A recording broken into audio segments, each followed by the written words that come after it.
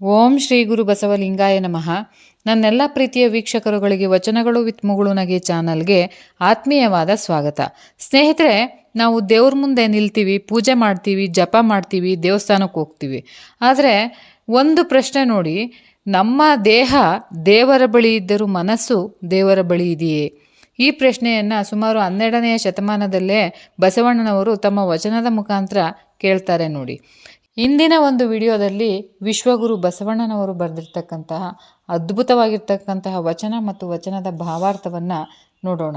ಹೀಗಿದೆ ನೋಡಿ: ತನುವಿಲೊಂದಿಟ್ಟು ಮನದಲೆರಡಿಟ್ಟೆಡೆ ಬಲ್ಲನೊಲ್ಲನಯ್ಯ, ಲಿಂಗವು ಬಲ್ಲನೊಲ್ಲನಯ್ಯ, ಪರಚಿಂತೆಯ ನೊಲ್ಲ ಕೂಡಲ ಸಂಗಮ ದೇವ. ಮೊದಲನೇ ಸಾಲಲ್ಲಿ ಹೇಳೋರೆ ನೋಡಿ, ತನುವಿಲೊಂದಿಟ್ಟು ಎಂದರೇನು? ತನು ಎಂದರೆ ಏನು? ದೇಹ. ಒಂದಿಟ್ಟು ಎಂದರೆ ಒಂದೇ ಕಡೆ ಇಡುವುದು. ಇಲ್ಲಿ ಬಸವಣ್ಣನವರು ಹೇಳುವುದೇನೆಂದರೆ, ಒಬ್ಬ ವ್ಯಕ್ತಿ ದೇವರ ಮುಂದೆ ನಿಂತಿದ್ದಾನೆ, ಅವನ ದೇಹ ಪೂಜೆಯಲ್ಲಿದೆ, ಕೈಯಲ್ಲಿ ಹೂವಿದೆ, ಬಾಯಲ್ಲಿ ಮಂತ್ರವಿದೆ. ಆದರೆ ಮನಸ್ಸು ಬೇರೆ ಎಲ್ಲೋಗಡೆ ಇದೆ. ಇಂದು ದೇವಾಲಯದಲ್ಲಿ ಕುಳಿತವರನ್ನು ನೋಡಿ, ಅದೇ ದೇಹ ದೇವಸ್ಥಾನದಲ್ಲಿದೆ, ಮನಸ್ಸು ವ್ಯಾಪಾರದಲ್ಲಿದೆ, ಮಕ್ಕಳಲ್ಲಿದೆ, ಮೊಬೈಲಲ್ಲಿದೆ, ಹಣದ ಲೆಕ್ಕಾಚಾರದಲ್ಲಿದೆ. ಇಂತಹ ಪೂಜೆಯ ಅರ್ಥವಿದೆಯೇ? ಬಸವಣ್ಣನವರು ಇದೇ ಪ್ರಶ್ನೆಯನ್ನು ಕೇಳ್ತಾರೆ ನೋಡಿ. 2ನೇ ಸಾಲಲ್ಲಿ ಹೇಳ್ತಾರೆ, ಮನದಲೆರಡಿಟ್ಟೆಡೆ. ಮನಸ್ಸು 2 ಭಾಗವಾಗುವುದು ಎಂದರೇನು? ಒಂದು ಕಡೆ ದೇವರು, ಇನ್ನೊಂದು ಕಡೆ ಸಂಸಾರದ ಆಸಕ್ತಿ, ಒಂದು ಕಡೆ ಭಕ್ತಿ, ಇನ್ನೊಂದು ಕಡೆ ಸ್ವಾರ್ಥ, ಒಂದು ಕಡೆ ಸತ್ಯ, ಇನ್ನೊಂದು ಕಡೆ ಅಹಂಕಾರ. ಇದೇ ಮನದ ಒಂದು ದ್ವಂದ್ವ. ಒಂದು ಉದಾಹರಣೆ ಹೇಳಬೇಕಂದ್ರೆ, ಒಬ್ಬ ವಿದ್ಯಾರ್ಥಿ ಪುಸ್ತಕವನ್ನು ಓಪನ್ ಮಾಡ್ತಾನೆ, ಆದರೆ ಮನಸ್ಸು ಮೊಬೈಲ್ನಲ್ಲಿ. ಅವನಿಗೆ ಓದು ತಲೆಗೆ ಹೋಗುತ್ತದೆಯೇ? ಇಲ್ಲ ಅಲ್ವಾ? ಹಾಗೆಯೇ ಭಕ್ತಿಯಲ್ಲಿ ಮನಸ್ಸು ಒಂದಾಗದಿದ್ದರೆ ಆ ಭಕ್ತಿಯ ಫಲ ಸಿಗೋದಿಲ್ಲ ನೋಡಿ. 3ನೇ ಸಾಲಲ್ಲಿ ಹೇಳ್ತಾರೆ, ಲಿಂಗವು ಬಲ್ಲನೊಲ್ಲನಯ್ಯ. ಇದು ಬಸವಣ್ಣನವರು ಏನು ಹೇಳ್ತಾರೆ ಅಂದರೆ, ಲಿಂಗವು ಬಲ್ಲನೊಲ್ಲ ಅಂದರೆ ದೇವರನ್ನು ಮೋಸ ಮಾಡಲಾಗುವುದಿಲ್ಲ, ಜನರನ್ನು ಮೋಸ ಮಾಡಬಹುದು, ಹೊರಗೆ ಭಕ್ತನಂತೆ ಕಾಣಬಹುದು. ಆದರೆ ದೇವರು ನಮ್ಮ ಮನಸ್ಸನ್ನು ನೋಡ್ತಾ ಇರ್ತಾನೆ, ನಮ್ಮ ಒಳಗಿನ ಭಾವನೆಗಳನ್ನು ದೇವರು ಅರಿತಾ ಇರ್ತಾನೆ.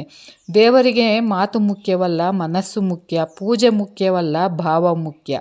ಆದ್ದರಿಂದ ಬಸವಣ್ಣನವರು ಹೇಳ್ತಾರೆ, ಲಿಂಗವು ಸತ್ಯವನ್ನು ಮಾತ್ರ ಒಪ್ಪುತ್ತದೆ, ನಟನೆಯನ್ನು ಒಪ್ಪುವುದಿಲ್ಲ ಅಂತ ಹೇಳ್ತಾರೆ. 4ನೇ ಸಾಲಲ್ಲಿ ಹೇಳ್ತಾರೆ, ಪರಚಿಂತೆಯ ನೊಲ್ಲ ಅಂತ.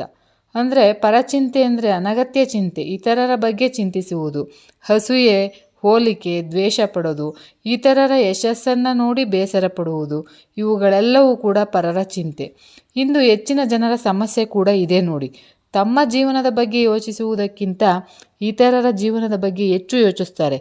ಅದರಿಂದ ಶಾಂತಿ ಹೋಗುತ್ತೆ, ಭಕ್ತಿ ಹೋಗುತ್ತೆ, ಮನಸ್ಸು ಕೂಡ ಚಂಚಲವಾಗುತ್ತೆ. ಇಂದಿನ ಕಾಲಕ್ಕೆ ಬಸವಣ್ಣನವರ ಒಂದು ಸಂದೇಶ ಏನು ಅಂದರೆ, ಎಲ್ಲ ಮೊಬೈಲ್ ಯುಗದಲ್ಲಿ ಬದುಕ್ತಿದ್ದೇವೆ. ಅದರ ಮಧ್ಯದಲ್ಲಿ ನಾವು ಜಪ ಮಾಡ್ತೇವೆ, ಆದರೆ ಮನಸ್ಸು ವಾಟ್ಸಪ್ನಲ್ಲಿರುತ್ತೆ. ಪ್ರಾರ್ಥನೆ ಮಾಡ್ತೇವೆ, ಮೊಬೈಲ್ ನೋಡ್ತಾನೆ ಇರ್ತೇವೆ. ಇದನ್ನು ಏನಂತಾರೆ ಅಂದರೆ, ತನುವಿಲೊಂದಿಟ್ಟು ಮನದಲೆರಡಿಟ್ಟೆಡೆ ಎಂಬ ಸ್ಥಿತಿ ಇದು. ಬಸವಣ್ಣನವರು ಇಂದು ಬದುಕಿದರೆ ಬಹುಶಃ ಹೀಗೆ ಹೇಳ್ತಿದ್ರೇನೋ, ಕೈಯಲ್ಲಿ ಜಪಮಾಲೆ, ಮನದಲ್ಲಿ ಮೊಬೈಲು. ಇದರಿಂದ ಭಕ್ತಿ ಸಾಧ್ಯವೇ? ಏಕಾಗ್ರತೆಯ ಒಂದು ಮಹತ್ವ ಏನಂದರೆ, ಯಾವುದೇ ಕಾರ್ಯ ಯಶಸ್ವಿಯಾಗಬೇಕಾದರೆ ಏಕಾಗ್ರತೆ ಬೇಕು. ಓದಿನಲ್ಲಿ, ಕೆಲಸದಲ್ಲಿ, ಭಕ್ತಿಯಲ್ಲಿ, ಧ್ಯಾನದಲ್ಲಿ ಏಕಾಗ್ರ ಮನಸ್ಸು ಅದ್ಭುತ ಶಕ್ತಿಯನ್ನು ಹೊಂದಿದೆ. ಇವಾಗ ಅರ್ಜುನನ ಕಥೆಯನ್ನು ನೆನಪಿಸ್ಕೊಳ್ಳಿ. ಅರ್ಜುನನಿಗೆ ಅಕ್ಕಿಯ ಕಣ್ಣು ಮಾತ್ರ ಕಾಣಿಸುತ್ತೆ, ಆದ್ದರಿಂದ ಗುರಿ ಸಾಧಿಸಿದ. ಹಾಗೆಯೇ ದೇವರ ಕಡೆ ಮನಸ್ಸು ಏಕಾಗ್ರವಾದಾಗ ಮಾತ್ರ ಆಧ್ಯಾತ್ಮಿಕ ಬೆಳವಣಿಗೆ ಸಾಧ್ಯ. ಈ ವಚನ ನಮಗೊಂದು ದೊಡ್ಡ ಪಾಠ ಕಲಿಸುತ್ತೆ ನೋಡಿ. ದೇಹ ಮಾತ್ರ ದೇವರ ಬಳಿ ಇದ್ದರೆ ಸಾಲದು, ಮನಸ್ಸು ಕೂಡ ದೇವರ ಬಳಿ ಇರಬೇಕು ಅಂತ. ಹೊರಗಿನ ಆಚರಣೆಗಿಂತ ಒಳಗಿನ ಶುದ್ಧತೆ ಮುಖ್ಯ. ಜನರನ್ನು ಮೋಸ ಮಾಡ್ಬೋದು, ಆದರೆ ದೇವರನ್ನು ಮೋಸ ಮಾಡಲು ಸಾಧ್ಯವಿಲ್ಲ. ಆದ್ದರಿಂದ ಬಸವಣ್ಣನವರು ಇಂತಹ ಅದ್ಭುತ ವಚನವನ್ನು ನಮಗಾಗಿ ಬರೆದಿದ್ದಾರೆ. ನಮ್ಮ ದೇಹ, ಮನಸ್ಸು ಮತ್ತು ಆತ್ಮ ಇವು ದೇವರ ಕಡೆ ಒಂದಾಗಿ ಸಾಗಲಿ ಅಂತ ಹೇಳ್ತಾ, ಮತ್ತೆ ಮುಂದಿನ ವಿಡಿಯೋದಲ್ಲಿ ವಿಡಿಯೋ ನೋಡಿದ ನಿಮಗೆಲ್ಲರಿಗೂ ಹೃದಯಪೂರ್ವಕ ಧನ್ಯವಾದಗಳೊಂದಿಗೆ ಶರಣಾರ್ಥಿಗಳು.